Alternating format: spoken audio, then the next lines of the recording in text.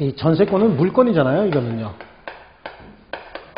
이거는 채권적인 이제 임대차로서 대항력 우선 변제권 이런 것들인데, 이 전세권은 전세권자를 보호하기 위해서, 보증금 보호하기 위해서 만들어 놨는데, 집주인들이 협조 안 해주면 못하는 거예요, 이거는요. 네, 협조 안 해주면 못해요. 그러다 보니까 그 이후에 임차권 그대로 놔두고 임차권 등기 제도를 또 만들었어요. 여기서 집주인들이 가장 꺼리는 게 뭐냐면은, 전세권자가 나중에 전세금을 안 주면 경매 실행할 수 있다 그랬잖아요. 그쵸?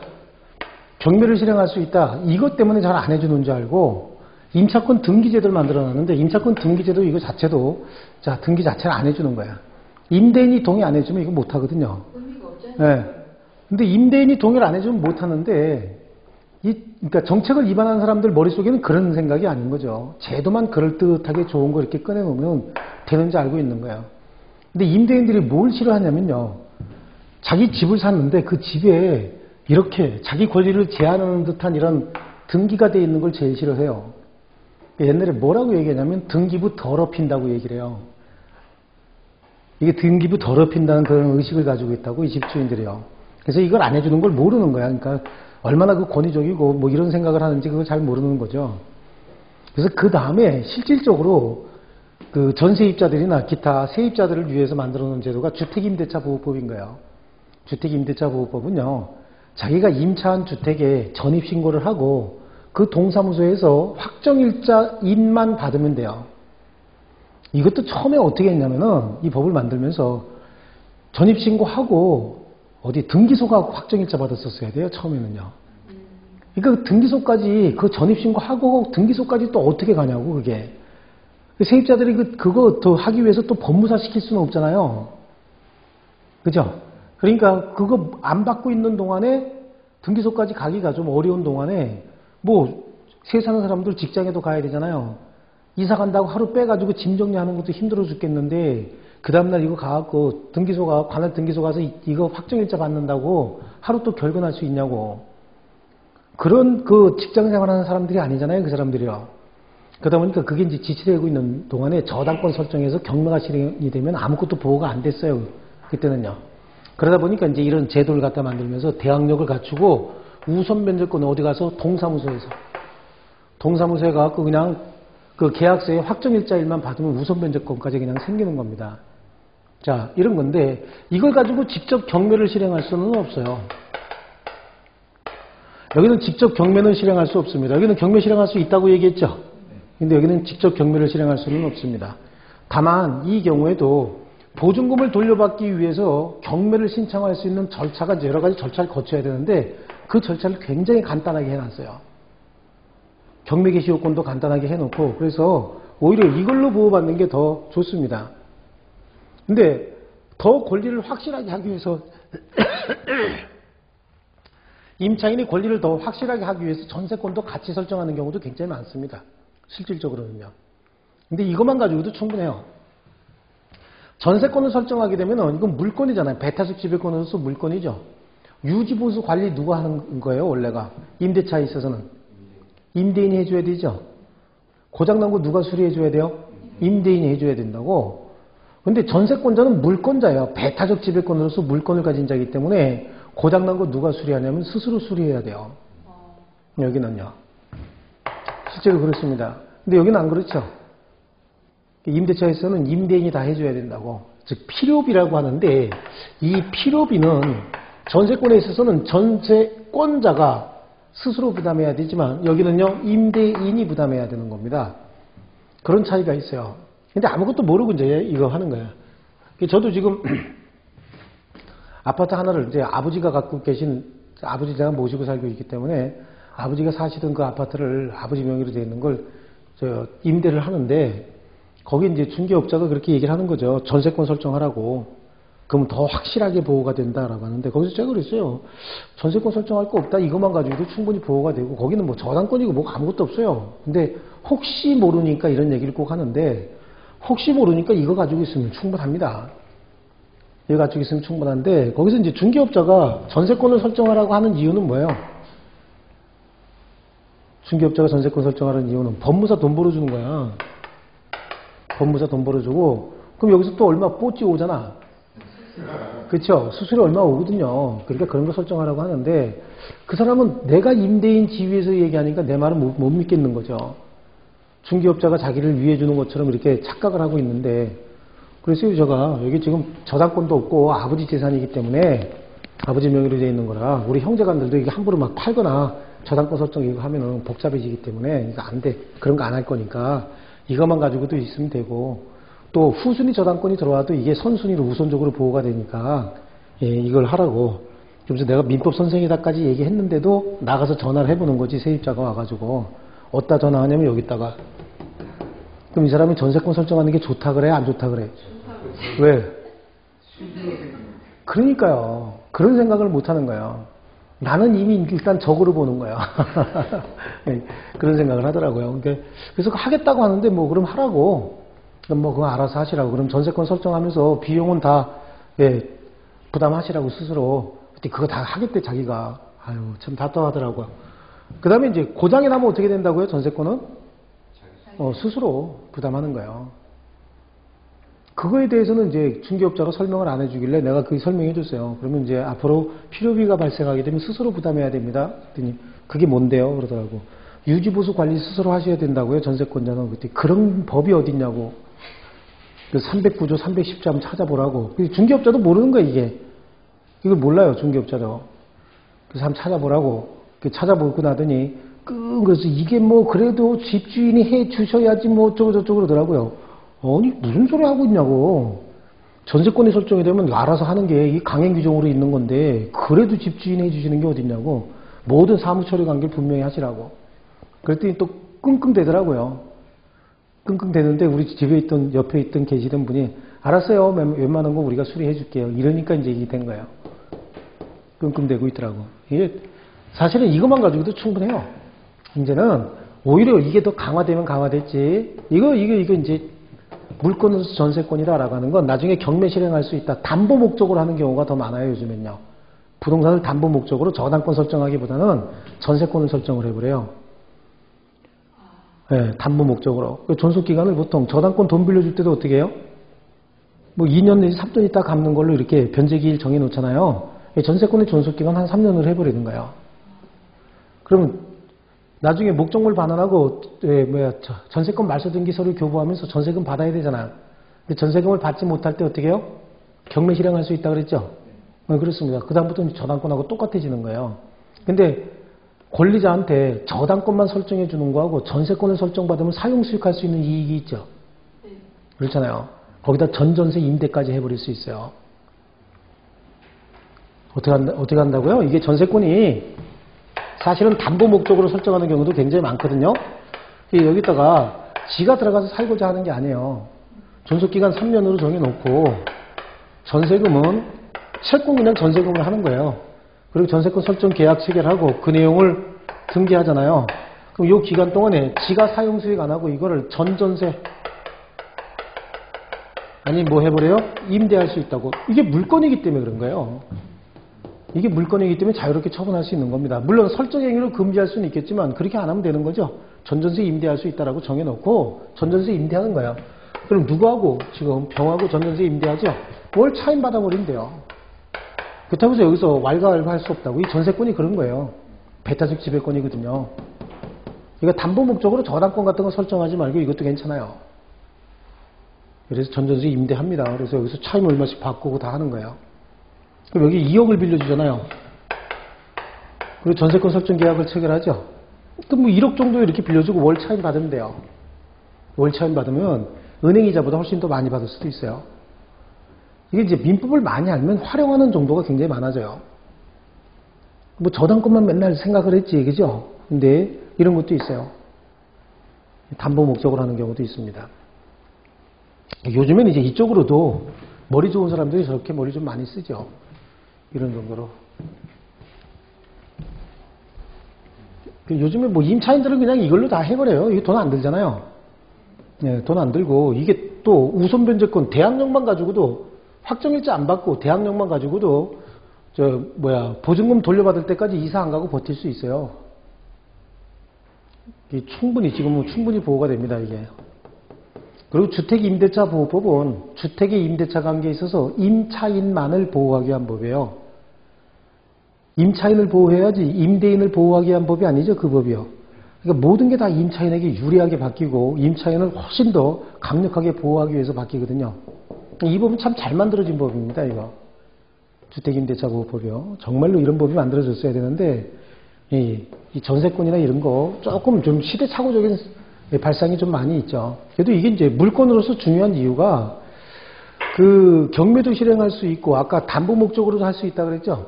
채권자들이 여러 가지 면으로 이제 활용할 수 있고 이 물건이 IMF 때 우리 한국의 그 부동산에 관한 권리를 방어하는 데 도움이 많이 됐대요. 이 전세권이요. 외국에는 없어요, 이 전세권이. 한국에만 있어요. 예, 그래서 외국 사람들이 전세권이라고 하는 걸 그냥 임대차로 알고 건물 같은 거 이렇게 살 때 그 건물 임대인이 자기가 도산될 걸 알고 전세권으로 이렇게 설정해 준 경우가 있대요, 가끔가다. 그렇게 해서 보호하려고. 뭐 임대인 입장에서 자기가 도산되면서 임차인들을 보호해 줘야 될 거 아니에요. 그런 식으로 이제 전세권 설정해 주고 이제 그런 것들도 있었나 봐요. 예, 그래서 좀 보호가 되는 경우가 있었대요. 그런 경우 많이 있었대요. 여기 지금 상가 건물 같은 경우는 상가 건물 임대차 보호법에 적용이 돼서 보호받으려면은 환산보증금이 일정액 이하인 경우에만 보호가 되거든요.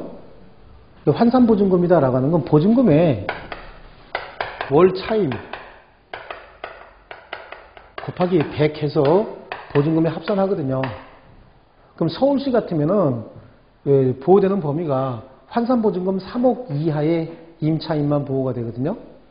그럼 환산보증금 3억이다. 그럼 보증금 1억에 월 200만 원 내면 이게 3억이에요. 이거 넘어가면 보호 못 받아요. 그런데 아마 이 부분에 1층 상가 웬만하면 조그만한 것도 이거는 줘야 될걸요? 1층 상가는 웬만하면 2층 같은 경우도 한 30평 된다고 이거는 그냥 넘어가 버려요. 그러니까 여기는 사실은 상가 건물 임대차 보호법 가지고 보호되지 않는 임차인들은 뭐 하는 게 좋아요? 전세권 설정하면 좋죠. 전세권 설정 안 해주면 임차권 등기 제도에도 활용하는 게 좋아요. 근데 그거마저 안 해주면 그거 아주 고약한 사람들 있죠. 그거마저 안 해주면 정말 곤란한 거죠. 그래서 이것도 이제 보증금의 범위를 좀 높여야 된다라고 하는 그 어떤 문제 제기도 많이 되고 있는데 여의도에 앉아갖고 맨날 쌈박질만 하고 있고 댓글을 몇 개 달았나 이따구 소리만 하고 앉았고 지금 우리 경제가 고사 직전이에요. 지금 부동산과 관련된 법률이 4월 1일자로 그 다음에 8월 28일인가요? 지금 입법 예고돼갖고 시행돼야 되는 이 법이 지금 시행이 안 되고 있잖아요, 지금. 벌써 몇 개월째 거기서 계류 중이고 이건 거들떠도 안 보고 있죠. 댓글 몇 개 나온 것만 지금 신경 쓰고 있다고. 뭐 대선 불복이냐 헌법 불복이냐 말장난들만 하고 앉았고 저 쓰레기들 다 없애버려야지 진짜. 예.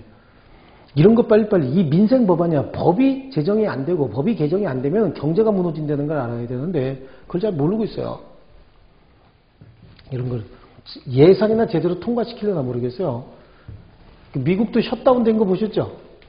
네, 그렇습니다. 미국도 셧다운 됐는데 미국이니까 셧다운 돼 있어도 견딘 거예요. 한국 셧다운 돼 버리면요 한 방에 무너집니다. 한국은요. 외국인들이 돈 다 빼가져가 버리면요 거지 돼 버려요 그냥. 한국 같은 경우 저러고 싸울 게 아닌데 저러고 엄청나게 싸우죠.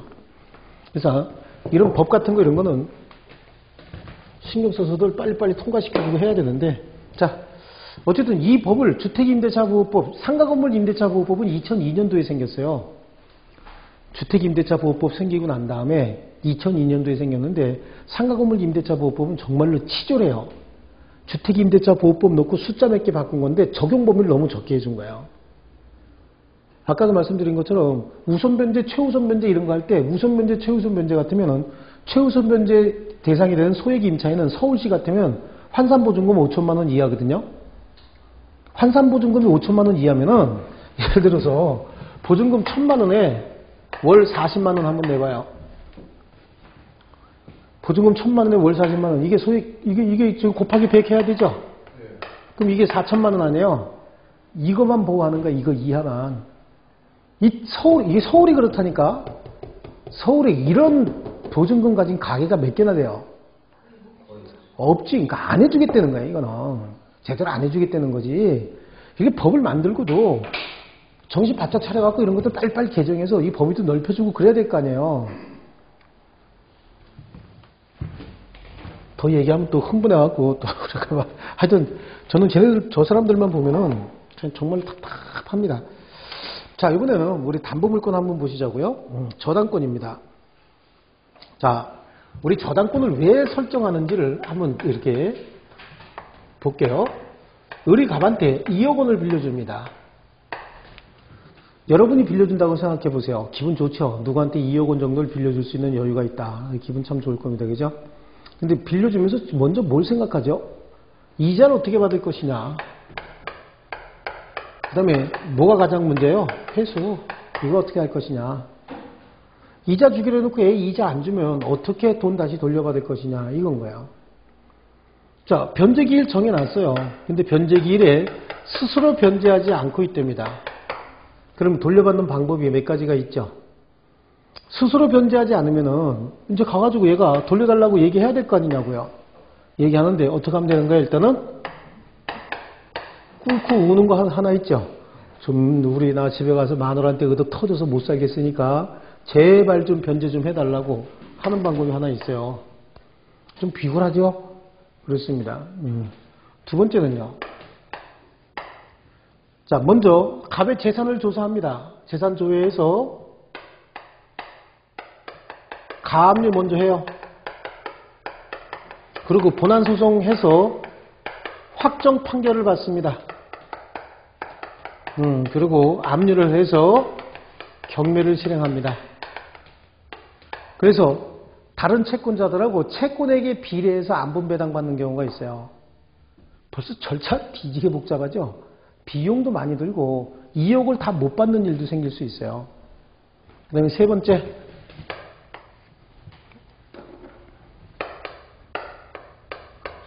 깍두기 2마리. 깍두기 2마리 보냅니다. 어디로 보내는 게 가장 좋다 그랬죠? 딸내미 학교로 보내는 거야. 이것들은 그다지 좋지 않습니다. 그죠? 네, 그래. 가장 좋은 게 뭐죠? 처음부터 변제하지 않을 때는 어떻게 한다? 내가 알아서 경매 붙인다 라고 약정을 하는 거죠. 그래서 뭘 설정하는 거죠? 저당권을 설정하는 겁니다. 갑이 가지고 있는 부동산에 관해서 저당권을 설정을 해요. 그리고 변제기일에 변제하지 않으면요, 이 저당권에 기해서 의리 경매를 실행해 버리는 거야. 경매를 실행하면은 후순위 권리자, 기타 채권자의 우선에서 변제받을 수 있는 우선 변제권도 있습니다. 후순위 담보물권자보다 우선에서 변제받을 권리가 있는 거예요. 이걸 우선 변제권이다 이렇게 이야기합니다. 아시겠죠? 우선 변제를 받을 권리도 있다. 우선 변제권. 어떤 게 좋아요? 이게 좋죠? 저당권이 훨씬 더 좋습니다. 우선 변제권이 있다라고 얘기를 합니다. 그래서 이게 설정하는 겁니다. 자, 이 저당권이다라고 하는 거 제가 이거 설명했을 겁니다. 담보, 물권 할 때 담보, 담보물, 담보물권 이거 다 설명을 했죠. 이 저당권은 담보물권 중에서 부동산 우에 성립하는 담보물권을 저당권이다 이렇게 얘기합니다.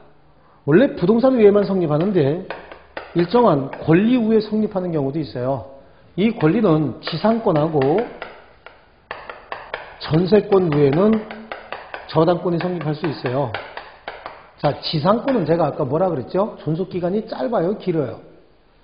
최단 30년, 15년, 5년이에요. 35년 그래요. 30년, 15년, 5년 한 분의 1은 뭐야지? 35년이죠. 네. 견관 건물 소유를 목적으로 하는 지상권 같은 경우는 최단 존속기간이 30년이에요. 그럼 토지 소유권과 거의 유사하게 쓸 수 있는 거죠. 그러니까 가치가 굉장히 크다고 봐서 이 지상권 자체도 담보 제공하고 돈 빌려 쓸 수 있도록 해놓은 거고요. 또 전세권이다라고 하는 건 처음에 전세금을 주잖아요. 우리 보통 시가 5억짜리 부동산에 전세 들어갈 때 전세금 주면 몇 % 정도 줘요? 60% 정도 주잖아요. 예? 최소 뭐 그 정도 요즘 더 준다고 하대 진짜. 그 75% 막 70% 그러면은 거기 담보대출 받은 돈하고 하면은 진짜 깡통되는 거죠. 근데 하여튼 60% 준다고 해봐요. 그럼 5억짜리 60% 줘요. 전세금 줬대요. 그럼 3억 준 거 아니냐고. 3억 줬으면 그 3억을 담보로 해서 2억 정도는 활용해서 쓸 수 있게 해줄 수도 있죠. 그래서 그런 것들을 저당권 설정할 수 있는 겁니다. 이 저당권이다 이런 거예요. 그래서 담보물권이다. 그리고 가장 큰 특징이 뭐죠? 우선 변제권이다라고 하는 거예요. 이게 저당권이에요. 그래서 우리 저당권 보시면 자, 피담보 채권의 변제 절차에서 저당권자는 채무자 또는 제3자가 점유를 이전하지 아니하고 채무 담보로 제공한 부동산에 대하여 다른 채권자보다 자기 채권을 어떻게 한다? 우선 변제 받는다. 그 효력 범위 한번 보는데 효력 범위는 여기 이 부동산에 저당권을 설정을 했어요. 그래서 갑이 가지고 있던 이 부동산에 을에게 저당권을 설정을 해줬습니다.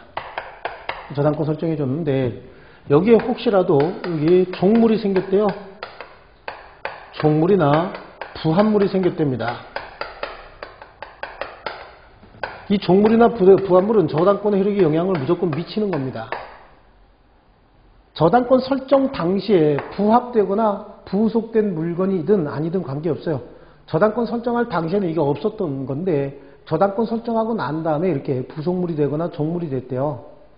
종물이나 부합물이 되거나 종물이 됐대요. 자, 이런 경우에 저당권의 효력에 영향을 무조건 미치는 거야. 설정 전에 있었던 설정하고 난 다음에 부합되거나 종물이 됐든 관계없어요. 언제나 저당권의 효력에 영향을 받습니다. 그렇다는 얘기는 저당권 실행 경매가 이루어집니다.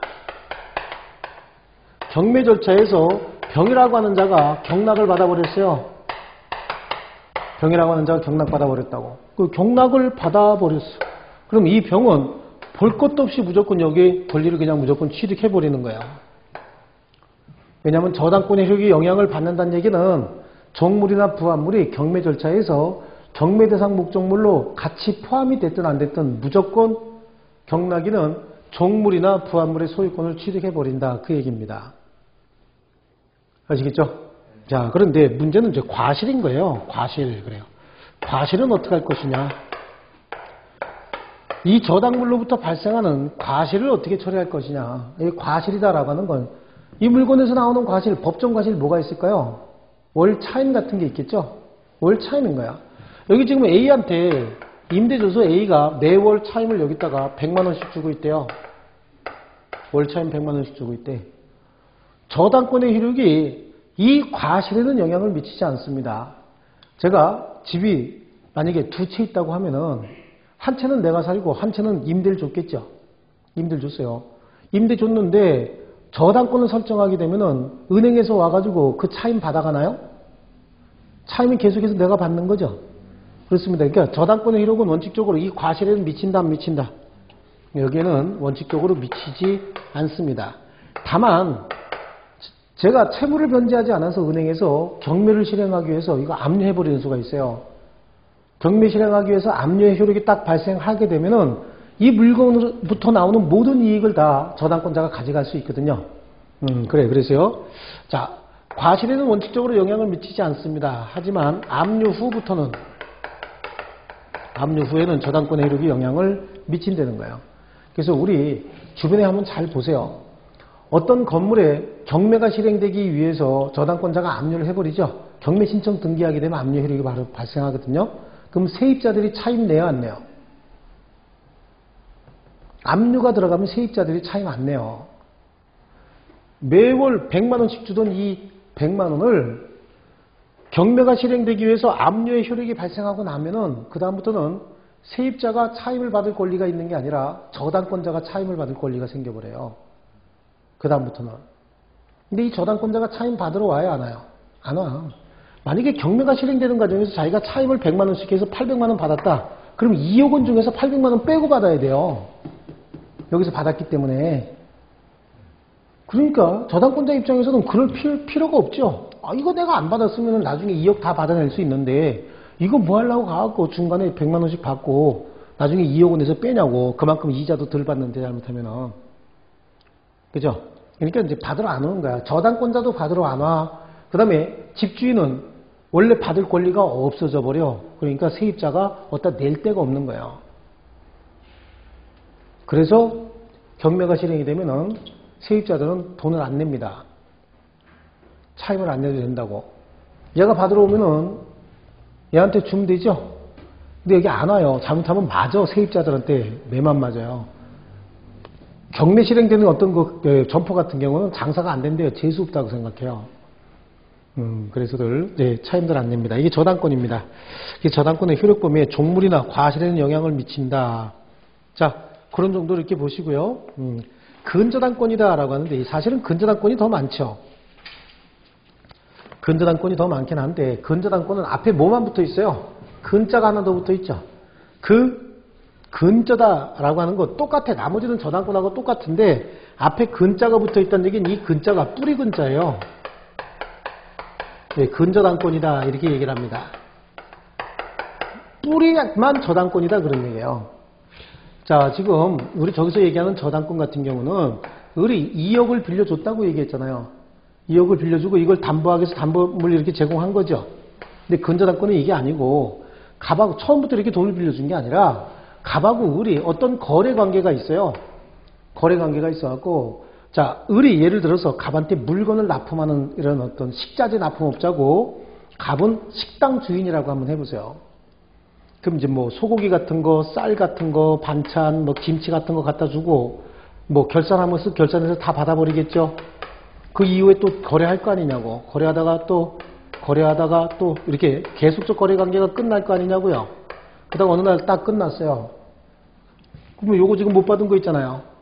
요거 못 받은 거 싹 모아놓으니까 뭐 받을 돈이 한 2억 좀 됐다라고 하는 거야. 근데 갑한테 야 받을 돈 2억인데 빨리 갚지. 그럼 갑이 뭐라 그러죠? 거래 끝났으니까 몰라 이씨 그러죠. 안 갚아버린다고. 안 갚아버리면 어떻게 또 우리 제발 좀 갚아달라고 또 가서 꿇고 그래야 되겠죠. 그런 거 하기 싫으니까 미리부터 아직 채권은 확정이 돼 있는 거야 안 돼 있는 거야. 채권 아직 확정 안 돼 있는데 처음서부터 어떻게 하는 거야. 그래서 미리 담보를 잡는 거예요. 채권이 얼마가 될지도 모르는데 담보 잡으면은 뭘 기준으로 잡을 것이냐. 그래서 여기다가 뭘 정해놓는 거죠. 채권 최고액을 정해놓는 거야. 피담보 채권이 아직 없기 때문에 거래 한도액을 정해놔요. 이걸 담보로 우리가 어디까지만 거래하자라고 하는 거래 한도액을 정해놓는다고. 채권 최고액을 정해놓고 그 다음에 채권의 확정은 언제 된다고? 장래. 채권이 확정이 딱 되면은 그때 이제 피담보 채권이 생기는 거예요. 그러면 이제 뿌리 속에 있던 저당권이 바깥으로 나오죠. 그럼 그때는 뭐가 돼버려요? 이게요? 저당권이 되는 거고 여기까지는 뭐가 되는 거고요?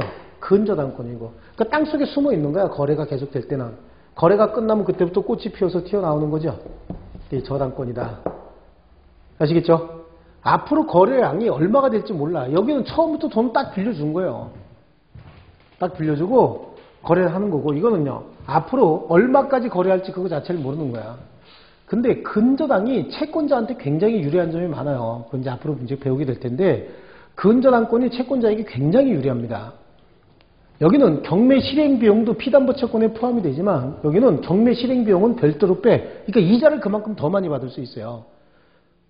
예를 들어서 이거 매각을 통해서 받을 수 있는 한도액이 만약에 100만 원이라고 쳐봐요. 100만 원 속에는 경매 실행 비용도 포함이 되는 게 여기인데 여기는 경매 실행 비용은 그 안에 포함 안 돼요. 다른 돈에서 우선적으로 줘. 그러니까 여기는 이자를 그만큼 더 경매 실행 비용만큼 이자를 더 많이 받을 수 있는 거예요. 이런 것들이 근저당권자에게 굉장히 유리합니다. 이게요. 그러다 보니까 은행에서 우리하고 거래할 때 어떻게 거래하죠? 처음에 돈 2억 빌려주고도 저당권 설정해? 근저당권 설정해? 근저당권 설정한다고? 근저당권을 설정해서는 안 되는 거지 원래가. 원래 뭐 해야 되는 거예요? 저당권 설정해야 되는 거잖아요. 2억 빌려주고 이자 얼마까지 해갖고 딱 해서 변제기 정해놓고 저당권 설정해야 되죠. 근데 걔네들이 근저당권을 설정하는 이유는 지네한테 유리하기 때문에 그런 거예요. 이게 훨씬 더 유리하기 때문에. 그러니까 우리가 은행에서 대출 받으면서 2억 원만 딱 빌려줘요? 아니면 카드 만들어줘요? 카드 만들어주잖아. 카드 계속해서 쓰겠죠? 이게 계속적 거래관계가 유지가 된다. 그걸 만들어 놓기 위해서 카드까지 만들어주는 거야. 걔네들이 만들어주는 게. 왜냐면 그건 원칙적으로 뭐 해야 되죠? 이 저당권 설정해야 된다고. 근데 근저당권 설정하는 이유는 뭐죠? 앞으로 계속 거래 있을 거잖아. 지금 2억 빌려줬지만 앞으로 카드 거래를 통해서 계속해서 이자도 발생할 수 있고 여러 가지 발생할 수 있겠죠? 그러면서 이제 건저당을 설정한다라고 하는 거예요. 아시겠죠? 그러니까 나중에 여러분들이 집 사시면서 근저당권 같은 거 이런 게 설정이 돼 있으면은 또 중개사 같은 거 공부하실 때 근저당 설정이 돼 있으면 혹시 카드하고 연계되는 건 없나요? 라고 해서 한번 물어보는 것도 괜찮아요. 그럼 어쭈 뭐 아는데 근데 그건 모르는 인간들 더 많을 거야. 실제로 설정은 근저당권 설정해 주면서 전부 저당권으로 생각해서 처리하는 사람들도 많다고요. 자, 됐습니다. 그게 이제 근저당권이다라고 하는 거예요. 그래서 근저당권은 계속적 거래 관계로부터 발생하는 불특정 다수의 채권을 당사자 간의 합의로 설정한 채권 최고액의 한도 내에서 담보하기 위한 저당권이다. 그러니까 지금 확정되어 있는 게 아니라 채권은 언제 확정이 돼요? 나중에 거래 관계가 끝나면 그때 확정되는 거예요. 채권 최고액 범위 내에서만. 그러니까 나중에 확정을 해놓고 나서 보니까 이 금액이 채권 최고액보다 많을 수도 있고 채권 최고액보다 적을 수도 있죠. 그래도 경매 실행해서 받아갈 수 있는 금액은 어디까지죠? 채권 최고액까지인 거예요. 많아도. 그러니까 걔네들이 채권 최고액을 많이 잡죠. 우리한테 보통 빌려주면서 몇 퍼센트 잡아요? 130%, 120%, 130% 받죠? 잡죠? 1억 원 빌려주면서 1억 3천만 원 잡아놔. 1억 3천만 원 잡아놓는다고요. 그리고 지네가 이자가 최대한 어디까지 1억 3천까지 될 때까지 경매 실행 안 해요. 1억 3천 되고 나면 그때 경매 실행해버린다고. 걔네들은 뭐 지연이자도 이거 최고액 범위 내에서 무조건 다 담보되니까, 기간 없이 담보되니까 더 좋아. 지연이자가 많이 발생하면. 은행 애들이 봐주는 것 같죠? 아우, 내가 이자 못 냈고 변제기일에 약속 오겠는데 은행 애들이 봐주는데 천만의 말씀이야. 봐주는 게 아니라 지연이자 해가지고 요거 뭐가지 찰 때까지 기다리는 거예요. 그래서 여기까지 딱 차면 얄짤없이 경매 실행해버려요. 은행에서 봐주는 거 아니야. 못된 짓 하고 있는 거예요, 지금. 아시겠죠? 자, 그렇습니다. 그래서 건전한 설정한다라고 하는 거고요. 이번에 이제 공동저당 한번 볼게요. 지금 공동저당은 말 그대로 피담보 채권은 하나인데 담보물이 2개 이상 제공되는 걸 공동저당이다 이렇게 얘기합니다. 여기서 한 20억 정도를 이렇게 빌려줬대요. 20억 정도 빌려줬는데 이거 부동산 하나 가지고 20억을 다 담보하기가 좀 힘드니까 이런 거 이렇게 담보를 같이 제공한대요. 이걸 뭐라고 불러요? 공동저당이다 라고 하는 거야. 이거는 그냥 이거 매각해서 2억 받아가면 되죠. 이거는요. 이거 매각해서 받아가는 방법이 이거하고 조금 달라요. 예를 들어서 이게 15억짜리였고요. 이게 7억짜리였고 이게 5억짜리였대요. 그래서 이렇게 담보를 제공했대요. 그리고 여기서 15억, 7억 이 부동산 가지고 20억 담보하기가 좀 곤란한 게 15억, 7억 다 받을 수도 있고 못 받을 수도 있잖아요. 그러니까 이거 하나 더 해놓는 거예요. 그래서 공동으로 담보를 제공해 놓으면은 그래 20억을 받기 위해서 여기서 매각을 통해서 예를 들어서 15억이 나왔고 7억이 나왔고 5억이 나왔다. 그럼 얼마 나왔다는 얘기일까요 지금? 27억 나왔다 그런 얘기죠. 그죠? 27억 중에서 이게 차지한 예를 들어서 30억 나왔다고 한번 해볼게요. 30억. 그럼 여기가 얼마로 할까? 10억 나왔고 이렇게 하면 되겠죠. 그죠? 30억이 나왔다. 그럼 30억 중에서 얘가 차지하는 비율이 얼마요? 전체 매각 대금 내 2분의 1 차지하고 있죠. 여기가 차지하는 비율이 얼마고요? 3분의 1 차지하고 있고요. 여기가 차지하는 비율이 6분의 1 이렇게 차지하고 있죠. 그러면 20억 중에 2분의 1은 이거 매각 대금에서 찾아가는 거예요. 20억 중에 얼마? 3분의 1은 여기 매각 대금에서 찾아가고요.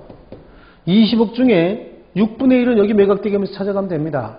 그러니까 예를 들어서 15억, 이거 매각해서 15억 나왔는데 20억 중에 얼마 여기 찾아가? 10억 찾아가는 겁니다. 그럼 5억이 남았잖아요. 5억이 남았으면 후순위 권리자를 준다든지 아니면 소유자에게 돌려준다든지 여기도 마찬가지예요. 이거 매각 대금에서 10억까지 간다. 10억 나왔다 그랬죠? 그러면 3분의 1이면 여기서 한 7억 정도 여기서 가져간다고.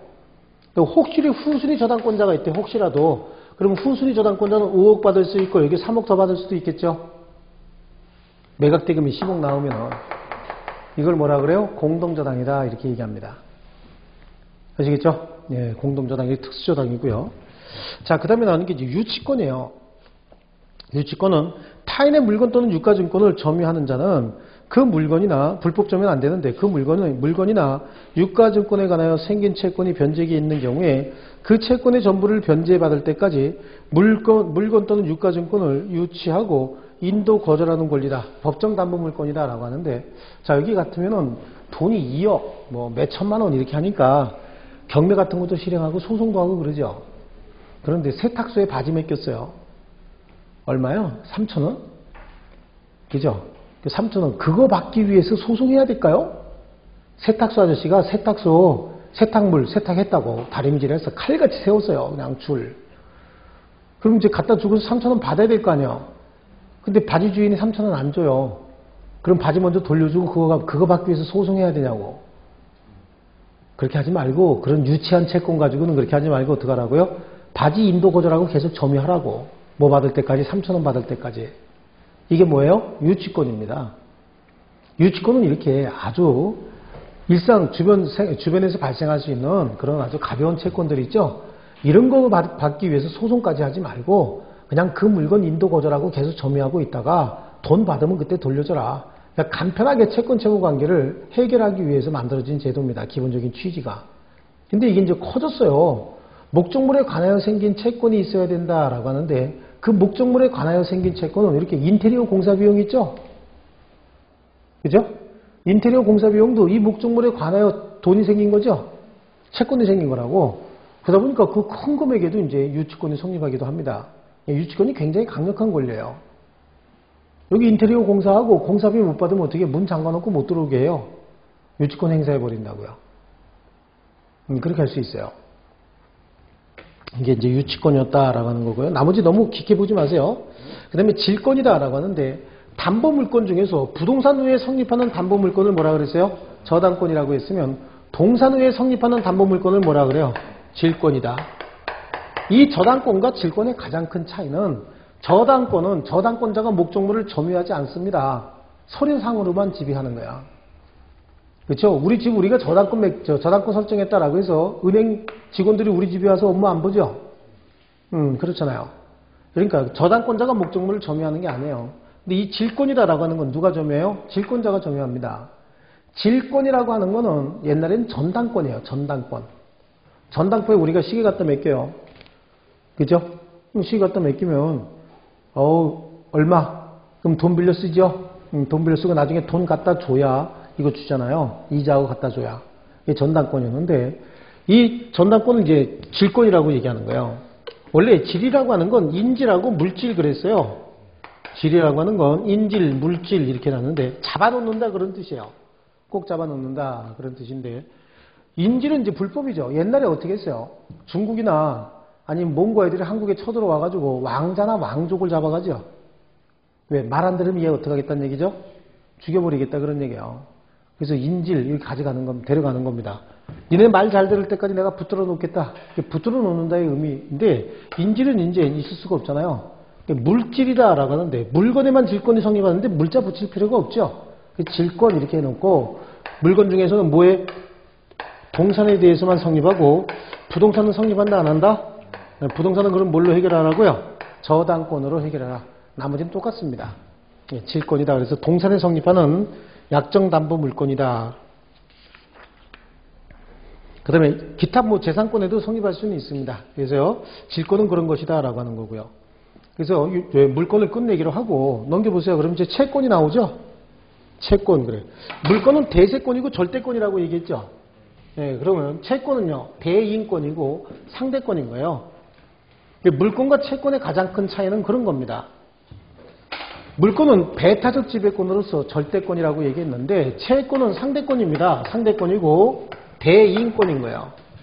자, 갑이 채권자고요. 을을 채무자다 이렇게 한번 칭해 놓을게요. 그럼 갑이 을에게 뭘 가지고 있는 거야? 채권을 가지고 있는 거야.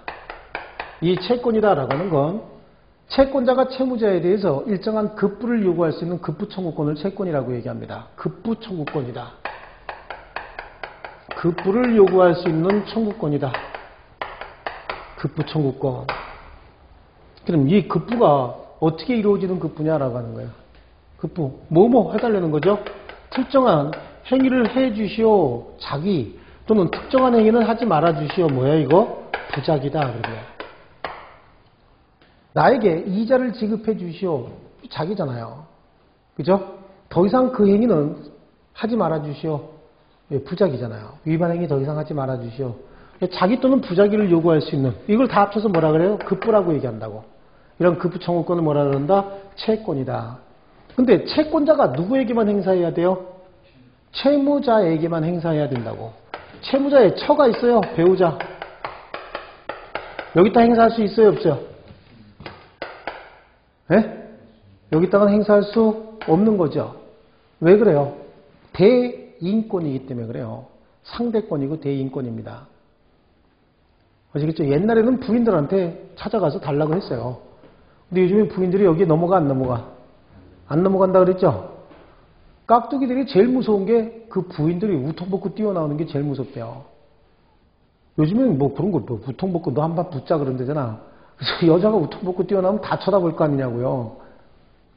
그걸 깍두기가 때리겠어? 요즘엔 또 곱비리들 또 이걸로 잘 찍잖아. 그죠? 중딩, 곱비리 이런 애들 이게 잘 찍죠? 그러니까 또 거기다가 머리채 잡히면 개망신이래요. 그래서 깍두기들이 철칙이 그 머리를 깎는 데죠.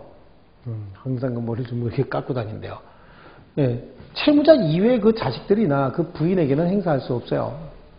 이게 그래서 옛날에 깍두기들이 이렇게 니네들은 몰려만 다녀도 뭐야? 불법이야. 왜? 여기로 안 가고 여기로 가기 때문에 불법이라고 얘기했던 거예요. 그렇습니다. 그래서 이거는 상대권이다. 그리고 누구다? 대인권이다. 지금 대인권이다 이거 설명을 했고 상대권은 뭘 얘기하냐면 그럼 좋다. 채무자가 이행기일에 이행하지 않았을 때 그때 채무불이행이 되는 것이지 그 부인이 이행기일에 이행하지 않았다라고 해서 채무불이행이 되지는 않는 거죠. 그러니까 누구에게나 다 성립하는 것이 아니라 상대적으로 채무불이행도 성립할 수 있고 성립하지 않을 수도 있다. 그래서 대인권, 상대권 이렇게 얘기합니다.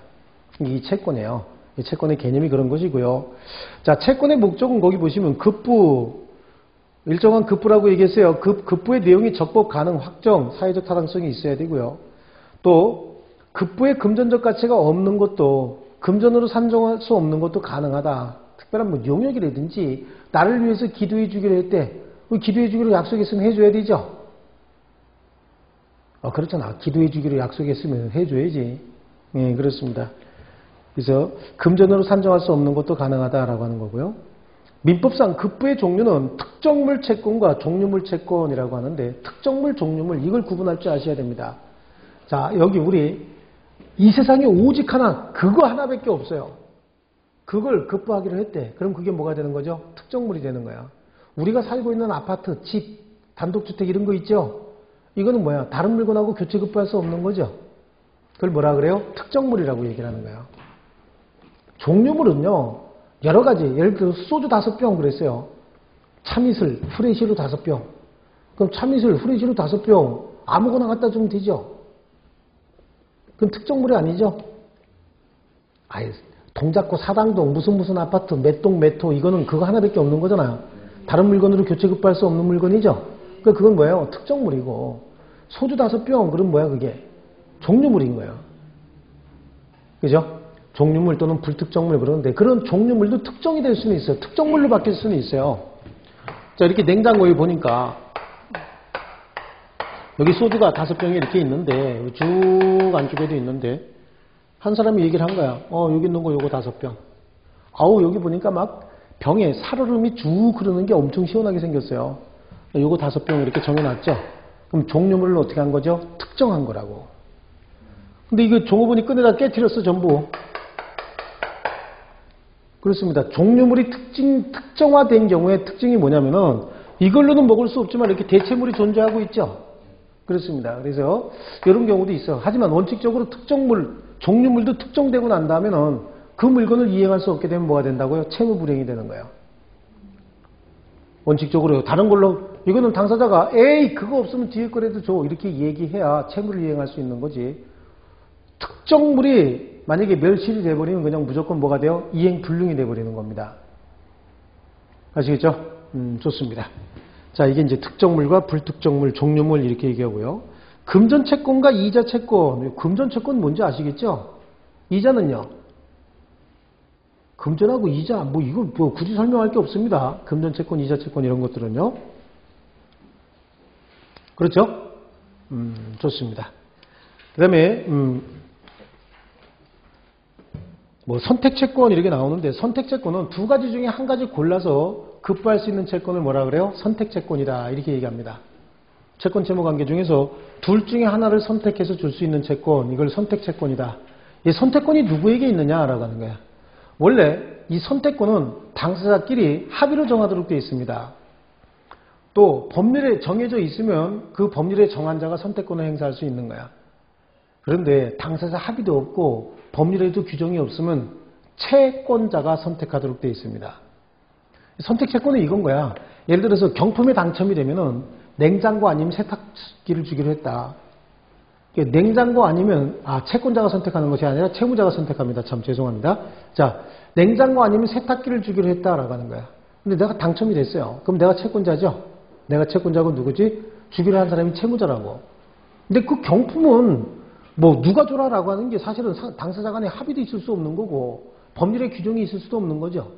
이 경우에는 누가 선택해줘요? 채무자. 주는 놈이 선택해주는 거야. 그러니까 냉장고 아니면 세탁기. 그럼 나는 받고 싶은 게 뭐야? 냉장고야. 그럼 냉장고로 신청했습니다. 근데 냉장고가 다 나가고 없어. 그럼 채무자가 뭘 알아서 준다고요? 세탁기를 알아서 주는 겁니다. 이걸 뭐라 그래요? 선택채권이다. 아시겠죠? 자, 그런 거고요. 이제 특정물 채권, 그래서 특정물 종류채권, 금전채권, 이자채권, 선택채권. 그 선택채권만 선택권자가 거기 71페이지 보시면 선택권자는 법률 규정이나 당사자 약정이 없으면 누가 한다고요? 채무자가 선택한다. 자, 좋습니다. 자, 쉬었다가 그 채무 불이행하고 이런 거 설명하고 끝내도록 하겠습니다. 조금만 쉬겠습니다.